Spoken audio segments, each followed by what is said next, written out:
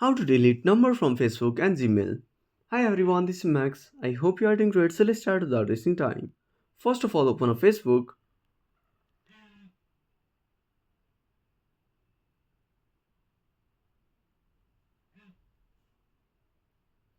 Now at the top right corner, tap on the three lines. Now go to Settings and Privacy and tap on Settings. Now click on Account Center. Now click on Personal Details. Now tap on Contact Info. Now tap on the email or number. Now click on Delete email address or delete number to delete your number from Facebook. So that's it. If you found this video helpful, smash that like button and subscribe our channel for more awesome content. Have a burning question or such a topic?